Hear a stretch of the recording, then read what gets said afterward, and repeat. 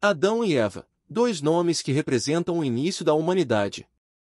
Eles viveram em um paraíso perfeito, o Jardim do Éden, criado por Deus. Porque, além de serem os primeiros humanos, eles também são considerados os primeiros traidores da história. No vídeo de hoje, vamos explorar como a decisão deles mudou tudo e por que essa história é tão importante até hoje. No começo, Deus criou o Éden como um lugar perfeito. Adão e Eva tinham tudo de que precisavam: paz, beleza e nenhuma preocupação. Mas havia uma única regra: eles não podiam comer o fruto da árvore do conhecimento do bem e do mal. Parece simples, certo? Mas então entra em cena a serpente, que questiona essa ordem e planta uma dúvida na mente de Eva, por ser aparentemente mais frágil, convencendo-a: será que o fruto realmente foi proibido porque Deus não queria que eles fossem como ele, conhecendo o bem e o mal? E foi aqui que tudo mudou. Eva cede à tentativa, vem com o fruto e convence Adão a fazer o mesmo, mas Adão tinha liberdade de comer ou não, mas ele cedeu à curiosidade. Então eles, a partir do momento que entrou a dúvida de comer ou não do fruto, eles já estavam com o mal enrustido neles e Deus já estava em segundo plano. Eles sabiam que era errado o ato que estavam praticando, mas, ainda assim, escolheram seus próprios desejos em vez de obedecerem a Deus. Isso é o que leva a ser a primeira traição da história, a quebra de confiança. Eles não apenas desobedeceram a uma regra, mas traíram o pacto que tinham com o próprio Criador, escolhendo o que parecia ser um ganho imediato, mas que trouxe consequências devastadoras. E quais foram as consequências dessa escolha? Adão e Eva foram expulsos do paraíso e a humanidade herdou o pecado original. O sofrimento, o trabalho árduo e a mortalidade encontrada no mundo. Tudo porque eles escolheram a própria vontade acima da confiança em Deus.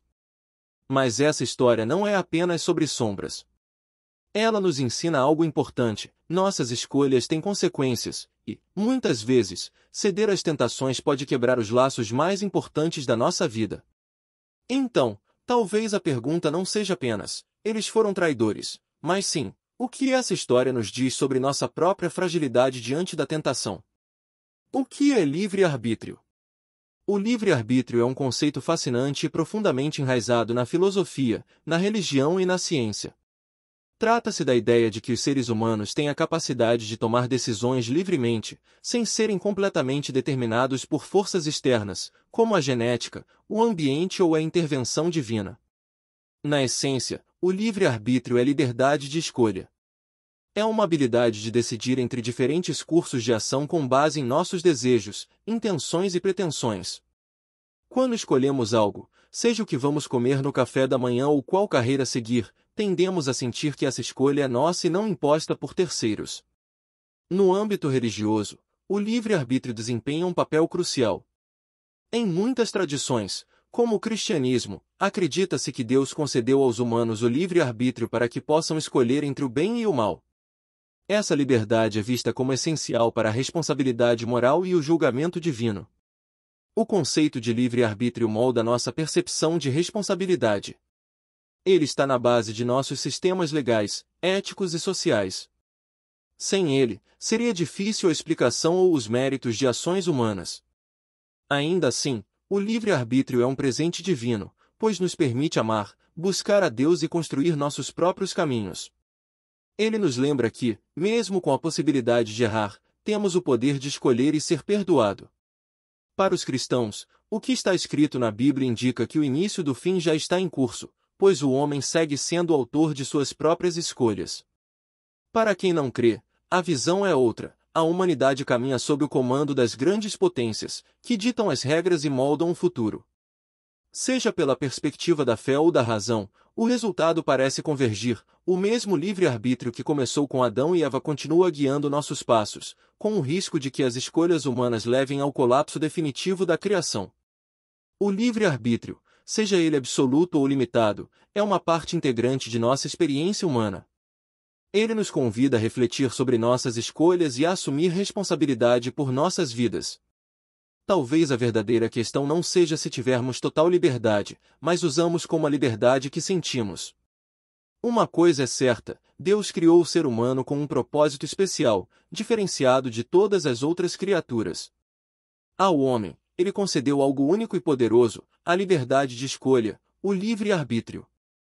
Essa liberdade, porém, não surgiu ao acaso, ela foi estabelecida desde o início da criação, quando Deus preparou o mundo com tudo que Adão e Eva primeiro para viver em perfeita harmonia. No jardim do Éden, a humanidade foi colocada em um paraíso de paz, abundância e comunhão direta com o Criador. Nada lhes faltava. Ali, não havia preocupações ou dores, e Deus estava sempre presente, disponível para conversas, ensinamentos e orientação. Era um cenário ideal, onde a felicidade era uma realidade palpável e constante. Porém, junto com o dom da liberdade, veio também a responsabilidade de escolher entre obedecer ou desobedecer a Deus. E foi nesse ponto que o livre-arbítrio entrou em cena. Ao ceder à tentação da serpente e ao comer do fruto proibido, Adão e Eva optaram por aumentar seu conhecimento sobre o bem e o mal. Mas essa escolha não foi sem consequências. Ao desobedecer, eles romperam a harmonia com Deus e com a criação, inaugurando uma nova era para a humanidade. O livre-arbítrio, que deveria ser uma vitória para decidir pelo bem, tornou-se também um fardo, trazendo consigo o peso das más escolhas. Desde então, a humanidade tem vivido as consequências dessa decisão primordial, enfrentando desafios, conflitos e a luta constante para equilibrar o bem e o mal em suas vidas.